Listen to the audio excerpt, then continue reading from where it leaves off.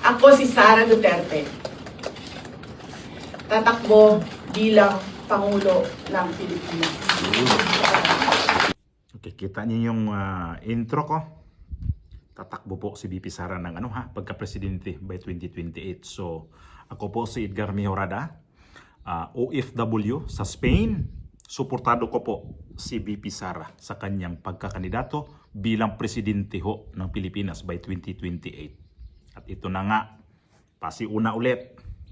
Alam mo, kung wala naman talagang matinding ebidensya dito, itutukan na lang natin yung mga malalaking problemang nandiyan pa sa atin. Ibig nyo sabihin, pwedeng i-let go na natin ito, focus tayo sa mas importanteng problema. Sa tingin namin, gano'n, no? Nako? Yun bibigyan natin ang topic. Ronaldo Pono. Ito si Ronaldo Pono, congressman ho ito ng Antipulo, no? In-interview dito sa DZMM ulit. Matawala ko to sa DZMM kasi itong, di ba, sabi ko nga pabalik-balik ho to kanilang mga ini-interview dyan. So, dito sa kay Puno, para si Alvin El Chico, wala hong napapala. Mukhang na nabulunan si Alvin El Chico dito kaya Ronaldo Pono sa sinasabi niya na hindi ang kanilang partido o kanilang grupo hindi ho interesado sa impeachment ni VP Sara. Ayun na nga. Unti-unti nang lumulubay. Para bang humahawak ka na ng lubid. Tapos parang unti-unti ka nang bibitaw na. Parang, ay ano ba to? Malalaglag na kami dito. Malalaglag na kami. Ay sus, kano. Panoorin natin. Representative Ronaldo Puno ng unang distrito ng Antipolo City. Na-miss na po natin ito. Kong, magandang umaga po sa inyo. Good morning, Alvin. Po, hindi ka namin nakausap nung last time nung biglang nag-anunsyo po si Vice President Sara Duterte ng kanyang bid for the presidency in 2028. Siyempre yung Ronnie Puno naman, tactician ito, strategist ito From that point of view, tama ba ang ginawa ng Vice Presidente o medyo napaaga naman? Kasi maraming kaliwat kanan yung yung opinion na hindi muna. Sabi naman hindi, binago niya yung landscape. Maganda yung anunsyo, maganda yung timing. Para sa inyo, Kong. Sa tingin ko, alam na ng lahat na tatakbo siya. No? So, kung kailan niya aanunsyohin, yun na lang ang naiiwan at pinili niya yung panahon na yan. Sa tingin ko, hindi naman masyadong maaga yan. Tama lang naman yan. At total sa lahat ng mga survey, mukhang nangunguna naman siya. So from a tactical or a strategic standpoint, siguro tama lang yung pag-announce niya. Hindi naman maaga masyado. Opo, pero sa gitna ng anunsyo po, kaliwat kanan din po ang nag-file ng impeachment complaint na dadaan po dyan sa inyo sa Kamara. Ano po? Sa matter of fact, nandiyan na po sa inyo. Anong basa nyo, Kong? Kasi sabi na iba, hindi na kayang makakuha ng ng 1/3 yan. Sabi naman na iba, hindi, mukhang kakayanin pa rin. Pero dadaan sa House Committee on Justice. Anong basa nyo, Kong Ronnie? Well, siguradong tatalakay na mabuti yan sa Committee on Justice, no? Ito pananaw namin, tinignan namin yung mga complaints na pinasok, halos pareho sa mga pinag-usapan dati sa Quadcom, at saka yung iba pang mga pangungusap doon sa Kamara. Parang wala kaming nakikitang bago ito yung parehong mga paratang na lumabas noon. At napag-usapan na ng mabuti ito noon. I mean, matagal di ba? Yung mga hearing natin sa Quadcom. Mukhang nadiin na natin itong mga issue na to. So, parang kumbaga, wala akong nakikita na hindi ibinabalik lamang, parang nare-recycle, So, sa amin, sa NUP, naghahanap kami ng matibay na ebidensya. Talagang maliwanag na dahilan kung bakit namin iakyat ito sa Senate para sa impeachment trial. Sana makakita kami ng, kumbaga, smoking gun. Isang tao na nagsasabi, kinuha ni Vice President Duterte itong pera linagay sa handbag niya at bumili ng kung ano-ano sa mall. Or sana lumabas yung report ng AMLA na nagsasabi na may bilyon na nasa accounts nila. Katulad ng sabi nila na meron daw no, ng ibang mga nag-file ng mga kaso. Kasi kung hindi naman namin makita yun, parang wala na kaming nakikitang dahilan kung bakit pag-usapan pa ito eh.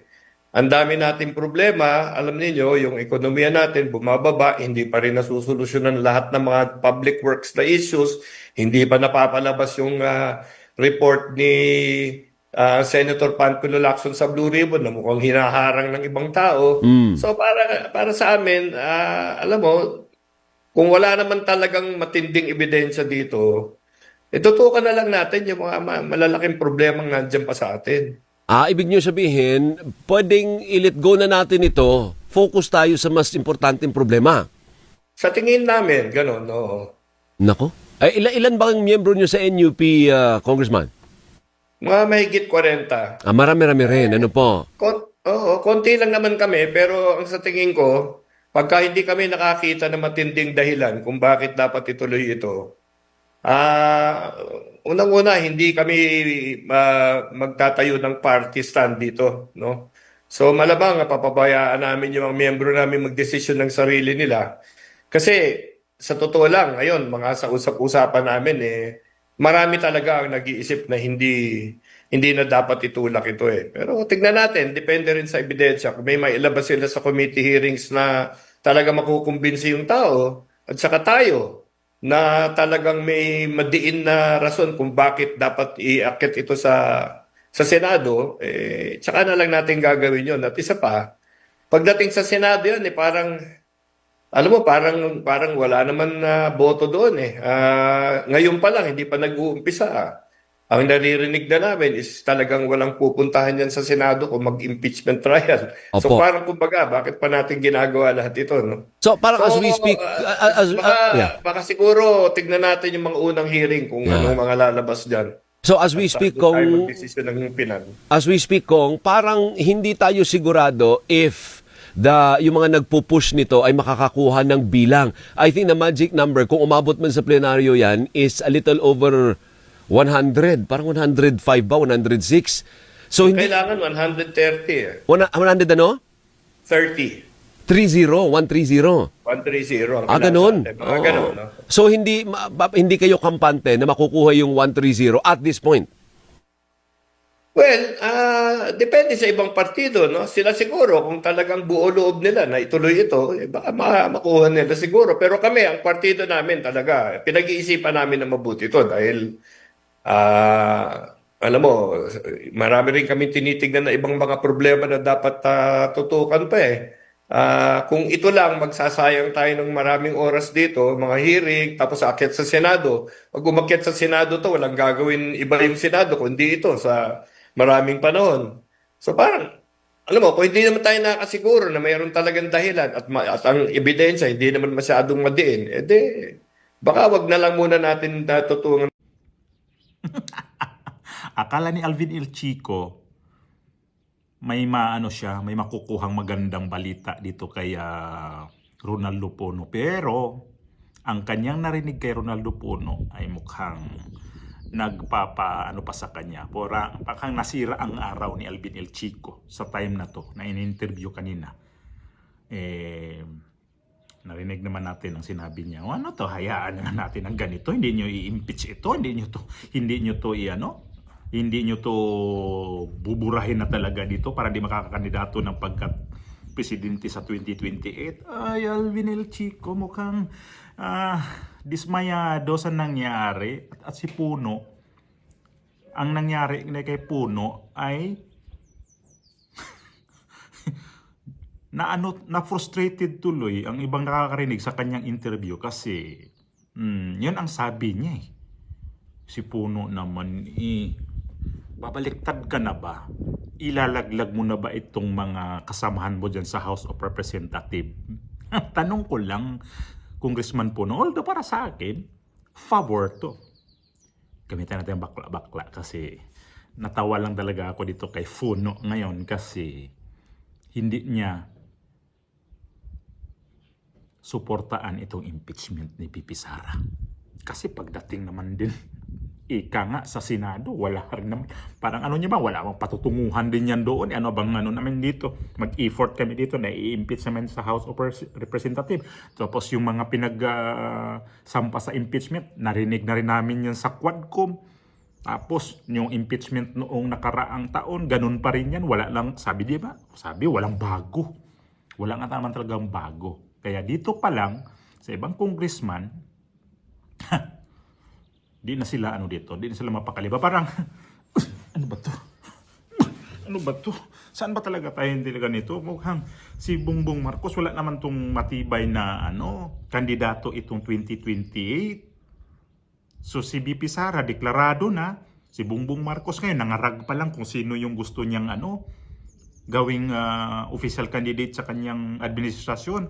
Samantalang si VP Sara ngayon, mayroon na siya nakausap, mayroon siya na-recruit na magiging vice president para yan ang magtutuloy sa mga ipapakulong kayo. Itanong ko lang, si Puno nga pala, kasama ba to sa mga listahan sa mali-malita? Parang hindi, no? Kaya ito yun. Ito yung dahilan na hindi siya susuporta sa impeachment ni VP Sara kasi wala siyang natanggap na maleta. At ito ngayon, ang may natanggap na mga maleta natitira dyan ngayon, yun lang ho yung susuporta. Kagaya nito nila ni Luistro. Yung basta yung eager ba? Impeach ka namin. So, makikita na natin ngayon na yung nakaraan talaga, ang laki talaga ng bayad nila noon, no? Kasi yung mga makakaliwang makabayan, black, yung mga makakaliwang grupo, lahat yun pumirma yun sa impeachment ni VP Sara. Ngayon, walang involved na malita. So, anong gagawin ninyo dito? Wala talaga kayong dyan, mapapala. At ang akala ko ba, sinabi ay 105 pwedeng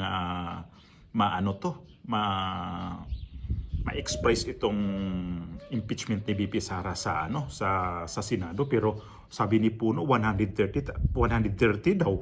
Ano ba talaga? Puno. Baka nabalian ka ng sanga, ha? Kaya puno na lang ang natira.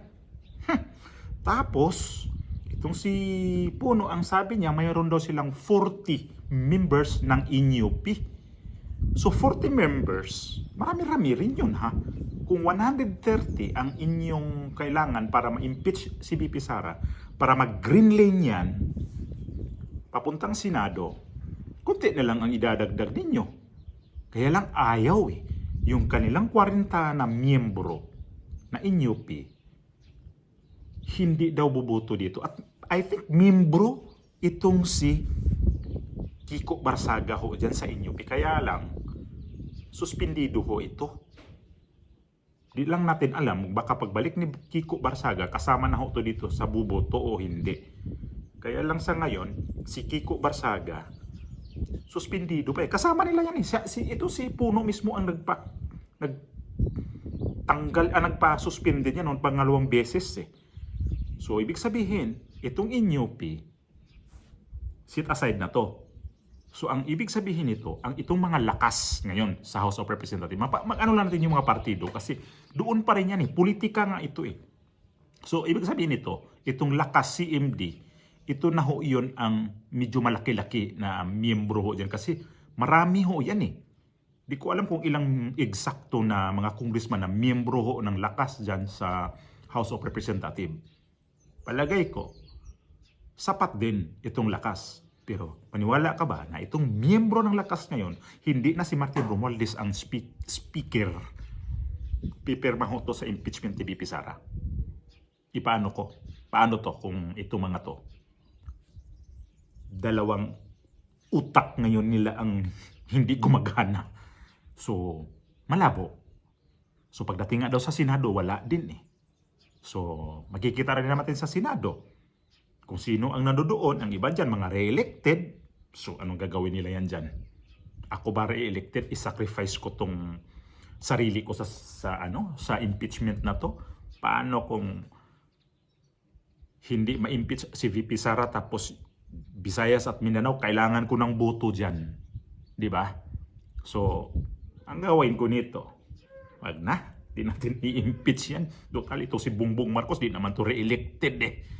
Anong gagawin mo kay Bongbong Marcos? Ito, basura na rin to eh. Pagdating ng pagdating nitong ng pagkatapos ng 2028. Anong ginawa nila kay dating Pangulong Duterte? Yung mga kakampi-kampi kuno ni dating Pangulong Duterte, may nagawa ba kay Pangulong Duterte na pinakidnap? Wala, di ba? At nanalo si Pangulong Duterte, hindi ho dito sa mga House of Representatives siya umaasa.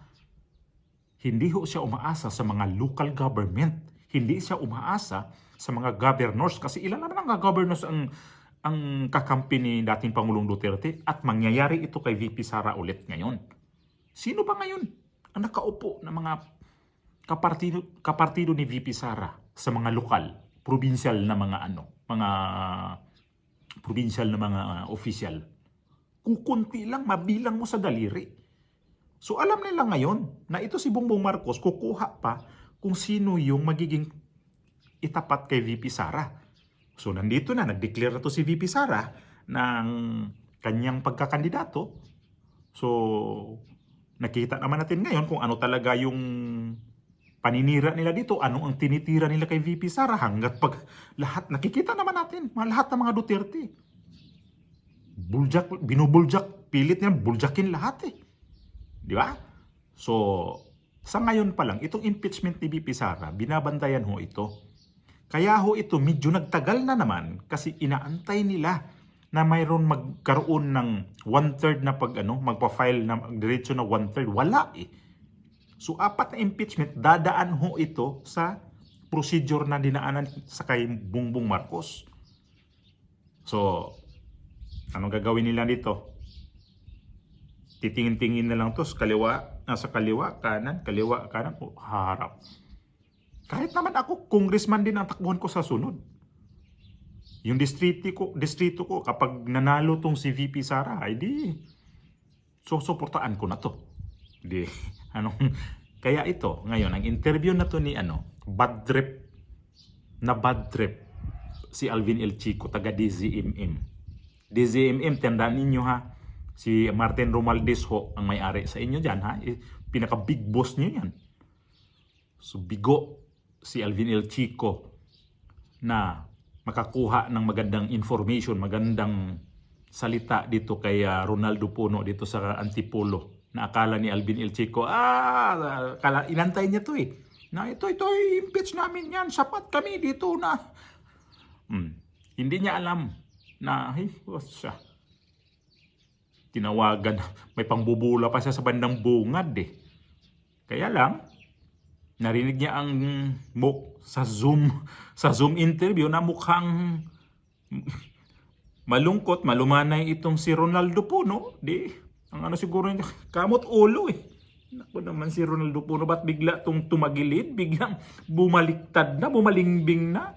Kaaga-aga nito bumaliktad. Ano ngayon? Ayan na nga eh. Babaliktad at babaliktad ang mga congressman. Babaliktad itong mga local government ngayon. Anuhin mo tong administrasyon na yan, puno ng controversial, tapos susuporta ka pa dito? Ay di na. Hindi na. So, Alvin L. Chico, hindi ko alam kanina kung sinong partner niya kanina. Kasi yun lang naman siya mag-interview kay Ronaldo Puno o Alvin L. Chico. Ay di, bigo ka no. Kamot ulo ka dito kay Ronaldo Puno. Si Ronaldo Puno, ano to? Nangamoy baliktad na ba to? Nangamoy balingbing na ba ulit ito? Ay nako, malaking bagay ho ito ha. Na mayroon ng congressman na hindi nagpahayag na hindi susuporta dito sa impeachment. Imbis na sa impeachment, i-ano lang natin to. Ipaling sa ibang bagay kasi ang daming mga bagay dyan na importante. Itong impeachment na to, sinabi niya na nga eh. Eh di, totoo naman. Kaya, katawa-tawa ito nag-file ng impeachment dito. So, sa ngayon, ang impeachment, hindi na kasi kayo paldo-paldo, wala nang mali-malita. Kaya ngayon, si Ronaldo Puno, ang ibang congressman dito, sigurado may susunod pa.